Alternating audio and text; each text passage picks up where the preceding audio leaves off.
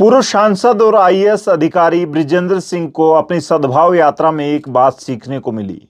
उन्होंने कहा कि हरियाणा नया मांग रहा है, कुछ बदलाव मांग रहा है और युवाओं की सोच है कि युवा ही उनका नेतृत्व करे। वो अब तक 20 विधानसभाओं में अपनी सद्भाव यात्रा को लेकर के जा चुके हैं। आज उनकी यात्रा भिवानी पहुंची थी। इस दौरान उनका, आप तस्वीरों में देख रहे हैं कि उनके पिता भी यहाँ हैं, वो खुद हैं, और साथ में पूर्व विधायक डॉक्टर शिवशंकर भारद्वाज हैं। उन्होंने कहा कि हरियाणा में कांग्रेस को अगर लेकर के आना है, 3 या 6 महीने की स्ट्रेटेजी के साथ कांग्रेस नहीं आ पाएगी। बीजेपी का तोड़ निकालने के लिए सड़कों पर उतरना पड़ेगा और मैं उतरा हुआ हूं।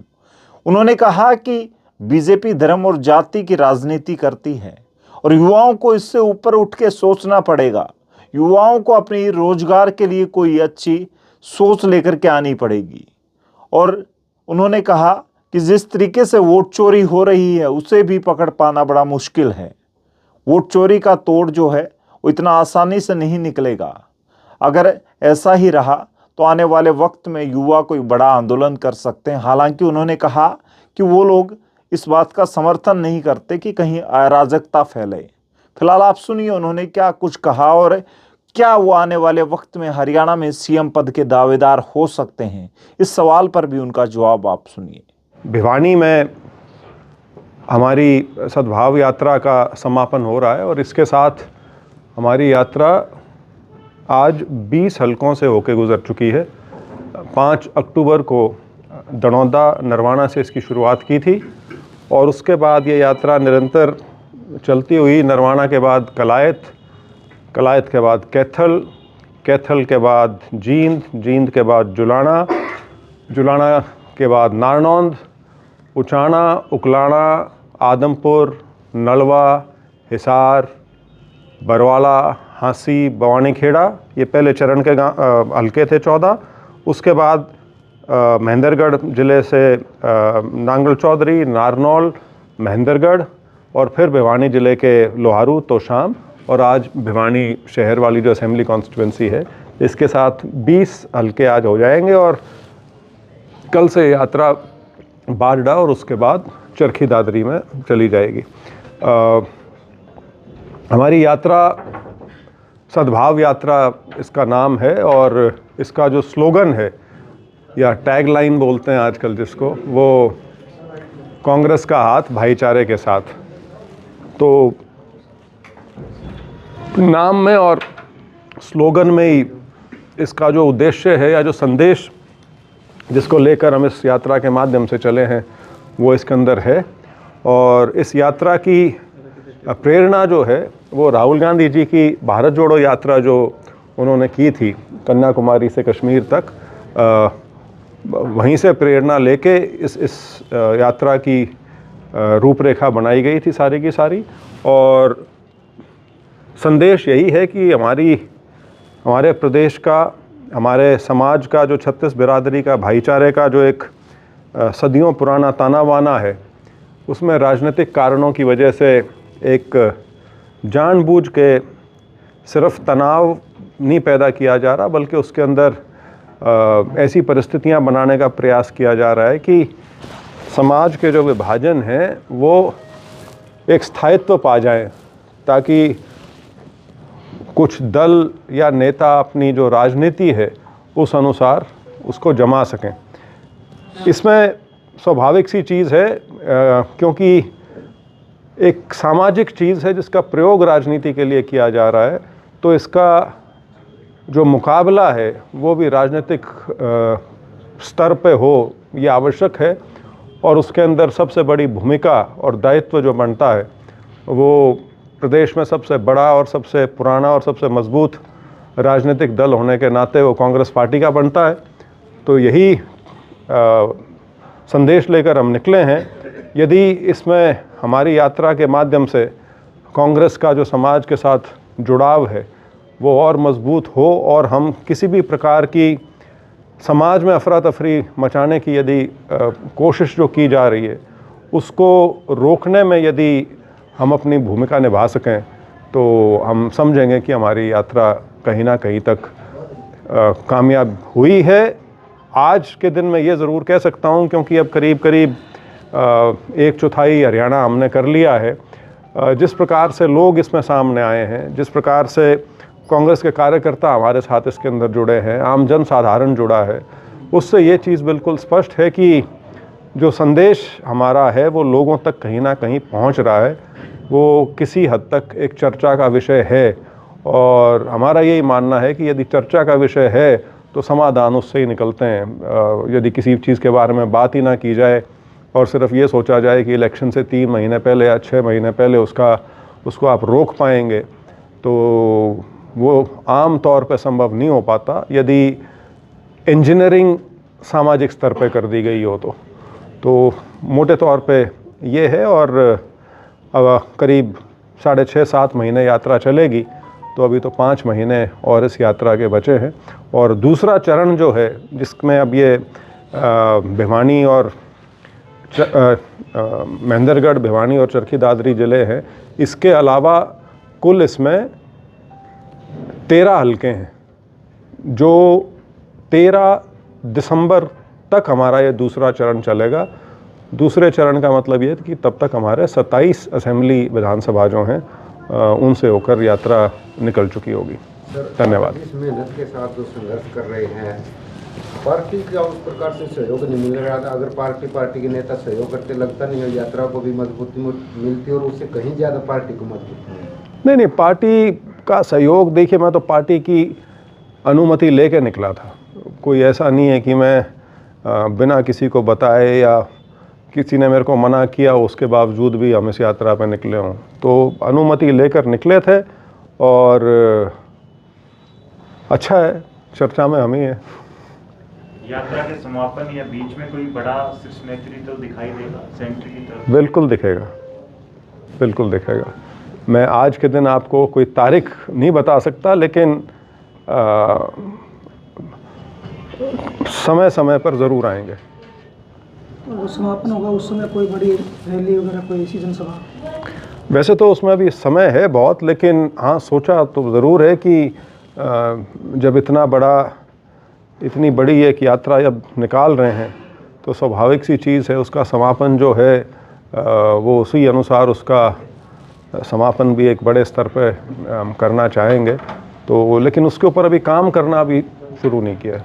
एक सर वोट चोरी की बात आती है, वोट चोरी की जो बात आती है सर, उसमें जैसे BLOs भी होते हैं, RO भी होते हैं, और भी कई अलग अलग पार्टियों के नुमाइंदे, ऐसे में क्या संभव है ये चीज़ें? टेक्निकली आप अधिकारी भी रहे हैं, आप इस चीज़ को कैसे देखते हैं सारी बातों को? देखिए, ये BLO, यदि आपका मतलब पॉलिटिकल पार्टीज़ के जो एजेंट्स होते हैं उनसे अगर आपका ओवरऑल जो स्ट्रक्चर होता है, कोई भी वोट चोरी होती है तो बड़ी लंबी चौड़ी प्रक्रिया भी रहती है, बहुत से लोग जुड़े रहते हैं, अलग अलग मत के लोग जुड़े रहते हैं, कैसे चोरी करते हैं? बहुत संभावना है जी, खास तौर पे जो शहरी क्षेत्र हैं।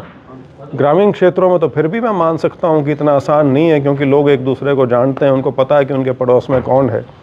ग्रामीण क्षेत्र में शायद ये संभावना नहीं मिलेगी कि एक कमरे के पते पे 200 वोट मिल जाएं और वो 200 वोट पुगा भी दी जाएं चुनाव के दौरान। लेकिन शहरों में तो बहुत संभावना है इसकी। वहाँ तो पड़ोसी को यही नहीं पता कि तेरे घर में पड़ोस में रह कौन रहा है। तो वहाँ यदि ये उम्मीद रखें हम कि जो वहाँ के जो इलेक्शन एजेंट हैं, और मैं कोई बढ़ा चढ़ा के नहीं कह रहा, ये जो सोसाइटीज़ हैं इनमें तो घुसने भी नहीं देते किसी को।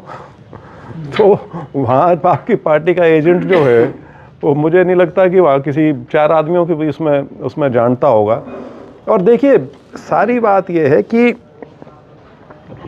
वोट चोरी को आप एक साधारण बूथ की वोट चोरी ना समझें। इसका आयाम जो है वो बहुत बड़ा हो चुका है। और इसमें एक जो बहुत महत्वपूर्ण प्रेस कॉन्फ्रेंस, जो इन तीनों प्रेस कॉन्फ्रेंसेस में जिस पे सबसे कम तवज्जो गई, वो था अलांड का केस, जो मेरे ख्याल से कर्नाटका की कॉन्स्टिट्यूंसी थी या महाराष्ट्र की थी शायद, जिसमें करीब 6,500 वोट कटे थे, जिसमें जिसकी कटी है वोट उसको भी नहीं पता था, और जिसकी शिकायत पे कटी है उसको भी नहीं पता था। और वो मैनुअली नहीं कटी थी, वो सिस्टम के थ्रू कटी थी, बैक एंड से।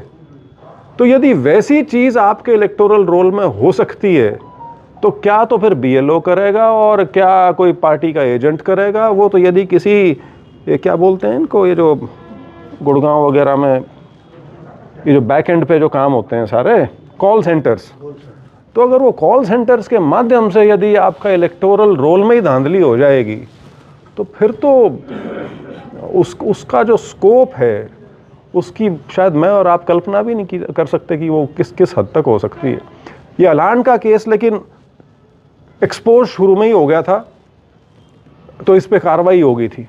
एक्सपोज कैसे हो गया था कि एक खुद जो कर्मचारी उस एक्सरसाइज में थी उसकी खुद की वोट कटी हुई थी तो उसको जब उसने इलेक्टोरल रोल देखा उसकी वोट उसमें कटी हुई थी और उसने अपने देखा कि उसमें किसकी शिकायत पे कटी हुई है तो वो पड़ोसी की शिकायत पे कटी हुई थी। तो उस पड़ोसी से जब जाके मिली है उसने कहा मैंने तो ऐसी कोई शिकायत ही नहीं कर रखी, कर दीजिए, मेरी वोट कट रही है आपकी शिकायत की वजह से।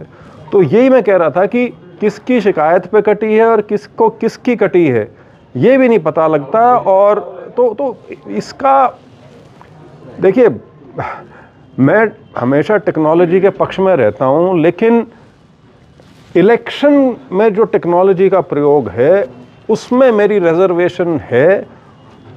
और उसका ग्राउंड एक बहुत बड़ा ये है, चाहे हम अपने आप को कितनी थापी मारते रहें, यूरोप और अमेरिका साइंस में और टेक्नोलॉजी में हमसे बहुत आगे है और हर चीज़ में उसका वो प्रयोग करते हैं, लेकिन इलेक्शन की प्रोसेस में नहीं करते। वहाँ आज भी बैलेट पेपर से वोट डलता है। जर्मनी ने शायद एक बार कोशिश की थी लेकिन उसके बाद विड्रॉ कर लिया था, आज से कोई 25-30 साल पहले। तो लेकिन ये है कि इलेक्शन कमीशन को बड़ी सुविधा एक नज़र आती है इस टेक्नोलॉजी का इस्तेमाल करने में। तो ईवीएम में गड़बड़ है, बैलेट पेपर में गड़बड़, उसमें वोटर लिस्ट में गड़बड़ है, FIR में गड़बड़ है, वोट तो लगता है कि आपकी यात्रा का संघर्ष, पार्टी का संघर्ष काम आएगा। ऐसे तो फिर कभी कोई जीत ही नहीं, फिर तो वही तो है लोकतंत्र में। अंत में तो लोगों को ही सड़क पे उतरना पड़ता है। मैं ये नहीं कह रहा कि कोई अराजकता हो या ऐसा कुछ हो, लेकिन देखिए, मैं ये जो वोट चोरी का किस्सा है मैं हमेशा एक उदाहरण के साथ बताता हूँ।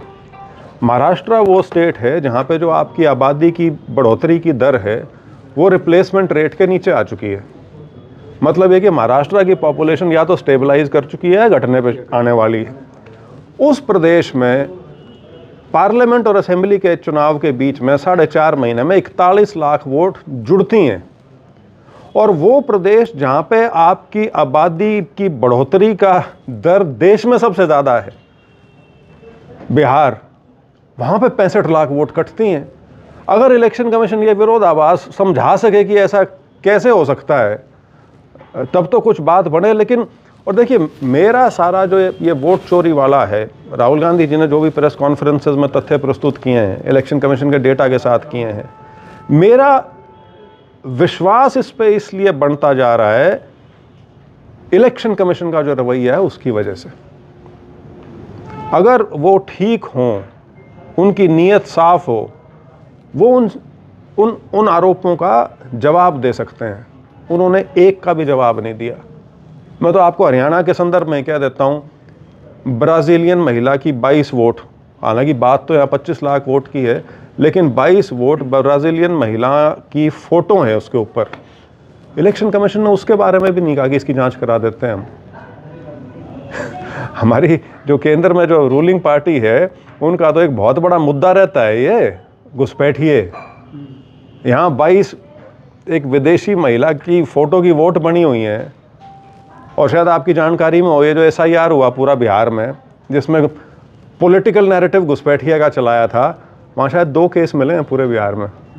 जो 65 लाख वोट कैंसिल होंगे, सिर्फ 2 वोट ऐसी मिली हैं जो जिनको आप कह सकते हो इलीगल इमिग्रेंट या जो भी है। तो इलेक्शन कमीशन का जो रवैया है, जिस प्रकार से वो बिल्कुल ऐसा लगता है कि एक पॉलिटिकल कमिटमेंट के साथ वो काम कर रहे हैं, उससे इस चीज़ को बहुत बल मिलता है कि बहुत कुछ गड़बड़ हो रहा है कहीं ना कहीं। तो कैसे और क्या समाधान? समाधान तो सड़क है भाई। राम मनोहर लोहिया जी ने कहा था, जब सड़कें सुनसान हो जाएं तो संसद आवारा हो जाती है। तो आवारा तो हो चुकी है, आप देख रहे हैं। सर कोई भी राजनीतिक व्यक्ति जब किसी यात्रा पे निकलता है तो बहुत कुछ पब्लिक को अपना संदेश देने के साथ उनसे सीखता भी है। तो 20 हल्कों में क्या कुछ पब्लिक का क्या मन आप पढ़ पाए, क्या कुछ आपको अनुभव? देखिए, एक चीज़ जो मुझे बड़ी स्पष्ट नज़र आई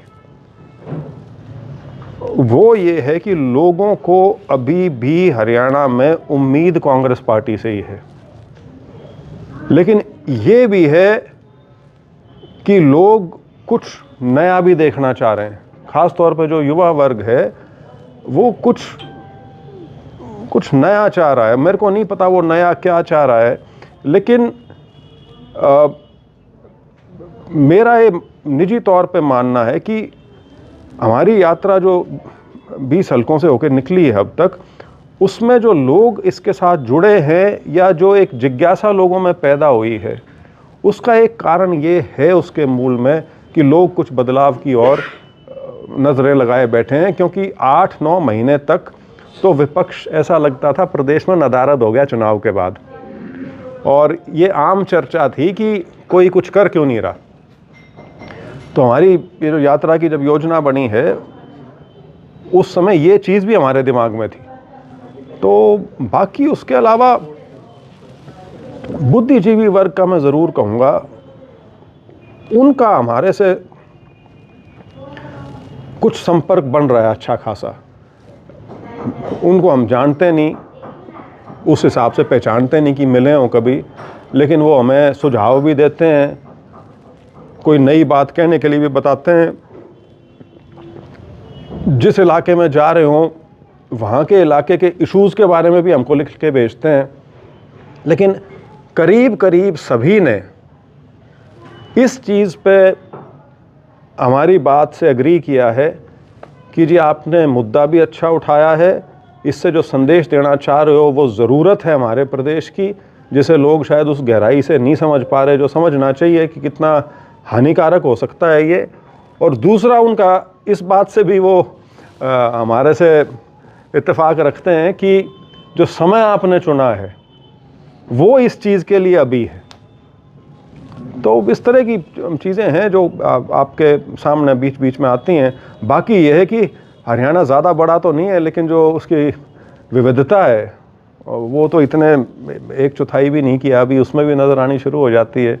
मतलब कहाँ तो आपका नरवाना वाला क्षेत्र और वो वाली साइड, और कहाँ फिर आप नलवा आदमपुर जाएं, फिर उधर नांगल चौधरी वगैरह जाएं, तो आपको सांस्कृतिक तौर पे, खेती बाड़ी के तौर पे, युवाओं की जो महत्वाकांक्षा है उसके हिसाब से फिर कई इलाके ऐसे आते हैं जब वहाँ आपको वाकई जाके ये समझ में आता है कि हाँ ये आंदोलनकारी इलाके हैं, क्रांतिकारी इलाके हैं।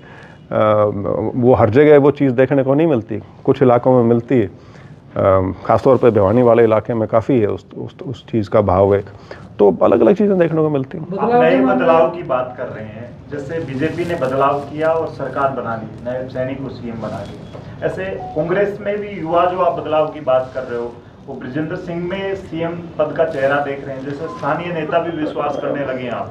नहीं, देखिए अभी इलेक्शन की बात करना या सीएम चेहरे की बात करना, वो हर चीज़ का समय होता है। वो तो अभी कहीं, वो कहते हैं अंग्रेजी में, होराइजन पे भी नहीं है वो चीज़। तो अभी तो ये है कि वो जो चुनाव का नतीजा था उससे उभरने की बात है, जहाँ तक सिर्फ अगर राजनीतिक तौर पर यदि बात करें।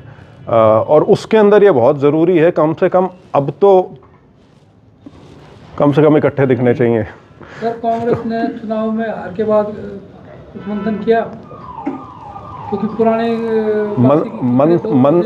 मंथन तो किया, लेकिन उससे अमृत निकला है, विष निकला, वो मैं आपके ऊपर छोड़ता हूँ।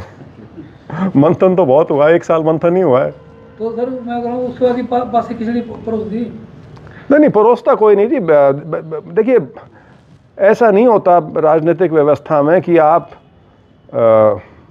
ओवरनाइट सब कुछ पलट दें। वो ओवरनाइट पलटी तो लोग मारते हैं, लोग ही कर सकते हैं, किसी को अंदर और किसी को बाहर। पार्टी में जो लोग हैं, जो सीनियर लोग हैं, उनको ऐसा नहीं होता कि उठा के एकदम से कोई किसी को साइडलाइन कर दिया। हर आदमी का एक तजुर्बा होता है, उसकी एक उपयोगिता होती है, तो उस अनुसार पार्टी फैसला करती है। और देखिए, इम्पॉर्टेंट अपॉइंटमेंट्स जो हैं वो है प्रदेश अध्यक्ष की और जो जिला अध्यक्ष नियुक्त हुए हैं वो। नई चीज़ वो है। CLP लीडर कंटिन्यूएशन है, उसको मैं नई अपॉइंटमेंट के तौर पर देखता ही नहीं। वो तो कंटिन्यूएशन थी, पहले भी वही थे अब भी वही हैं, और बीच में जब एक दो बार मौके आए जब CLP का होना आवश्यक था संवैधानिक तौर पे तो उन्हीं को ऑथराइज़ किया गया था। तो ऐसी कोई बात नहीं है। लेकिन हाँ, प्रदेश में जो एक पार्टी के तौर पे एक व्यवस्था पेश करने की अब जो शुरुआत हुई है, हालांकि अभी तो बहुत टीम बननी है सारी की सारी, प्रदेश की भी और जिलों की भी और उससे नीचे वाले स्तर की भी, तो वो सब जब हो जाएगा तब हम एक बेहतर स्थिति में होंगे ये कहने को कि आगे का रास्ता कैसा रहेगा। की जो हार हो रही है कांग्रेस की, बीजेपी कह रही है कि कांग्रेस एक दिन नेशनल पार्टी नहीं अब क्षेत्रीय पार्टी रह जाएगी। हाँ, वो तो जिस दिन से सरकार बनी थी तब से कांग्रेस मुक्त भारत की बात कर रहे हैं। वो अलग बात है कि बीजेपी कांग्रेस युक्त हो चुकी है काफ़ी हद तक मतलब बहुत उनके बड़े बड़े मंत्री और यहाँ तक कि मुख्यमंत्री भी वो हैं जो पहले कांग्रेस ही रहे हैं। तो वो तो कहने की बातें होती है, राजनीति में आप एक दूसरे को ऊंचा नीचा दिखाने का प्रयास करते रहते हैं। सिर्फ एक बिहार के चुनाव से इस तरह की बात कह देना कोई न्याय संगत नहीं है, क्योंकि बिहार में कांग्रेस मेन प्लेयर नहीं था। कोई गलतफहमी में किसी को नहीं रहना चाहिए, कांग्रेस सेकेंडरी प्लेयर था वहाँ पे। मेन प्लेयर वहाँ पे बीजेपी, JDU और RJD थे, और कांग्रेस उस महागठबंधन का एक हिस्सा था। वो बात दूसरी है कि वहाँ के इलेक्शन में भी जो इनिशियल करंट जो है, एक मोमेंटम जो है, वो राहुल गांधी जी ने जो वोट अधिकार यात्रा वहाँ शुरू की थी वो उसी से हुआ था। उसके बाद ही सारी कैंपेनिंग जो है वहाँ उस नाते उठी थी। लेकिन नतीजे, अब उस पर मेरा विश्लेषण फ़िलहाल मेरे पास विश्लेषण का कुछ नहीं है। सर, बेरोजगारी को लेकर के क्वेश्चन था। 12.5 लाख के करीब बच्चों ने CET का एग्जाम दिया था। सरकार ने खूब वाहवाही लूटी थी, 1 महीने में परिणाम निकाल देंगे, 5 महीने करीब होने वाले। उसको आप कैसे देखते हैं इस तरह लेट के, जबकि तो टाइम बाउंड चीज़ें होनी चाहिए। नहीं, टाइम बाउंड, अफसोस है अब तो सुप्रीम कोर्ट ने भी कह दिया कि गवर्नर और वही टाइम बाउंड नहीं है। मतलब विधानसभा बिल पास करके भेजे और गवर्नर उसके ऊपर बैठ जाए और उसके बाद कोई एवेन्यू खाली नहीं है। तो बीजेपी ने पूरे सिस्टम को अजीब सा बना दिया है। नौकरी की बात करते हैं, नौकरी देते नहीं। रेलवे की जो रिक्रूटमेंट है, कितनी बार तो एग्ज़ाम कैंसिल हुए हैं। एग्ज़ाम, अब कोविड आ गया, अब पेपर चोरी हो गया, अब कोई और कारण हो गया। तो वो जो देश के स्तर पर उनका मॉडल है वही उनके प्रदेशों में आता है। अब CET का एग्ज़ाम एग्ज़ाम कराने से क्या हो गया? एग्ज़ाम कराने से आपने सिर्फ यही किया है ना कि आपने 12 में से 1 लाख आदमियों को, 1 लाख बच्चों को हमेशा के लिए डिस्क्वालीफाई कर दिया कि तुम तो अब दोबारा कोशिश करना मत, तुम तो गिनती में भी नहीं हो। ये 1 लाख वाले हैं, उन 1 लाख वालों को कब देंगे? शायद चौथे साल में, और वो भी फिर इंद्रधनुष ऑडिटोरियम में बुला के उनको अपॉइंटमेंट की चिट्ठियां देंगे, जैसे कि सरकार एहसान करने लग रही हो कि लो भाई हम देने लग रहे हैं तुमको ये नौकरी। नौकरी का ये आलम है। ये आंकड़ा पिछले हफ्ते का है और RTI की इंफॉर्मेशन का है। आपके एक नेशनल डेली, मेरे को अखबार का नाम ध्यान नहीं, उसने स्टोरी बहुत प्रमुखता से कैरी की थी। 46% प्रिंसिपल्स की पोस्ट सरकारी स्कूलों में खाली हैं और 56% शिक्षक वर्ग की जो पोस्ट हैं सरकारी स्कूलों में वो खाली हैं, और 39% कांस्टेबल्स की पोस्ट खाली हैं। लेकिन बीजेपी की मान्यता जो है वो ठेके की नौकरी, ठेके की व्यवस्था की है, ताकि इंस्टीट्यूशंस को कमज़ोर कर सकें और उनके ऊपर उनकी पकड़ बनी रह सके। ये है सबसे बड़ा खेल, और इसकी पराकाष्ठा जो है वो फौज में अग्निवीर की स्कीम है। क्या हुआ? क्योंकि जनसंख्या देखी जाए तो हिंदुस्तान की, बिल्कुल, बहुत सारे बच्चे पलायन करते हैं, वहाँ से वापसी भेज देते हैं या कोई दूसरे देश से वहाँ से। अब हरियाणा की तो एक खास, हरियाणा में तो ये चीज़ें बिल्कुल उभर के आ चुकी हैं अब कि आपका 1/3 प्रदेश NCR में है और उसके बावजूद आप बेरोज़गारी की दर में देश में सबसे ऊपर हो, आपके यहाँ तांता लगा हुआ है विदेश जाने का, और वो विदेश जाना बहुत महंगा है। जो मेरी जानकारी है 30 लाख से लेकर 60 लाख तक कुछ भी उसमें दिया जाता है और सारा गैर कानूनी है। ये नहीं है कि कोई उसके अंदर, और सरकार की तरफ से कोई प्रयास नहीं है कि कम से कम उसको स्ट्रीमलाइन ही कर दें, कोई ऐसा सेल बना दें या कोई ऐसा मंत्रालय खोल दें केंद्र के स्तर पे या प्रदेश के स्तर पे, जो ये देश जहाँ बच्चे जाते हैं उनके साथ कुछ कोऑर्डिनेशन ही हो जाए। तो सरकार की तरफ से तो कोई उम्मीद रखना बेमानी है। युवाओं को इस चीज़ से ऊपर आना पड़ेगा। ये जो धर्म और जाति और इसके नाम पे जो राजनीति खेली जा रही है, क्योंकि इसमें सबसे ज़्यादा हानि यदि किसी की होनी है, किसी के भविष्य के साथ खिलवाड़ होना है, तो वो युवा वर्ग है, और होने लग रहा है। लेकिन बहुत सालों पहले पढ़ा था कि अफीम धर्म की जो होती है वो बड़ी ख़तरनाक होती है। तो वो कितने दिन तक उसका असर रहेगा पता नहीं, इंतज़ार करेंगे। बाकी हम तो सड़क पे हैं, अपना प्रयास कर रहे हैं। एक सर थोड़ा सा व्यक्तिगत सा सवाल था। ये जो राहुल गांधी जी ने जब यात्रा की तो दाढ़ी रखी थी सर, आप भी रखे हुए, आपका कोई संदेश देने का प्रयास इसके माध्यम से आपका कम? मैं इसमें आपको एक कहानी बढ़िया सुनाता हूँ। ओशो रजनीश ये जो प्रोफेसर थे, तो इनको कोई वजीफ़ा मिलना था। तो इनका जो हेड ऑफ़ द डिपार्टमेंट था वो बोला मैंने वाइस चांसलर से बात कर ली है, तेरी मीटिंग फिक्स कर दी, लेकिन उसके आगे को उल्टा सीधा मत बोलना। मैंने बोला नहीं, वो तो मतलब मैं चुप रहा। तो मेरे को ले गया, तो वाइस चांसलर ने शुरू होते ही मुझे कहा, और रजनीश दाढ़ी रख ली? नहीं, दाढ़ी बढ़ा ली। तो कहता मेरे से तो चुप क्या रहा जाना था। मैंने कहा दाढ़ी तो स्वतः बढ़ती है, इसको काटा जाता है। और देखो इसमें मेरे को कहने में कोई गुरेज नहीं कि जो आपका लीडर होता है उसकी आप कोई भी चीज़ यदि अपनाना चाहो तो अपनानी चाहिए। मेरे पिताजी साथ बैठे हैं, सुनाते हैं जब संजय गांधी जी थे उन्होंने यहाँ तक की कलम रखी थी बड़ी बड़ी, तो वो बड़ी कलम का फैशन हो गया था। उन्होंने कोल्हापुरी चप्पल पहननी शुरू करी थी। कोल्हापुरी चप्पल लोग पहनना शुरू हो गए थे। तो ये चीज़ें तो चलती रहती है। कितने दिन में काटते हो दाढ़ी? जल्दी बढ़ जाए भाई ऐसा है। अच्छा मैडम मैं जब पहली बार डीसी बना तब तक मैं आम तौर पर दाढ़ी रखता था, ठीक है। फिर एक बार कोई मेरे से मिलने आ गया, किसी काम से आया होगा, जाते जाते बोला भाई साहब बुरा ना मानो तो एक बात कहूँ। मैंने कहा बोल भाई। ने बोला जी अब डीसी हो लिए, थोड़ी दाढ़ी काट लिया करो। मैंने क्यों, दाढ़ी में क्या बुरा है? इन्हों के पॉलिटिकल पार्टी के वर्कर लगो। तो उसके बाद मैंने रेगुलर काटनी शुरू करी थी, अदरवाइज मैं रखता पहले भी था। और अब यात्रा में तो वैसे भी सुविधाजनक है, सुबह आधा घंटा लगाना नहीं पड़ता इसके ऊपर।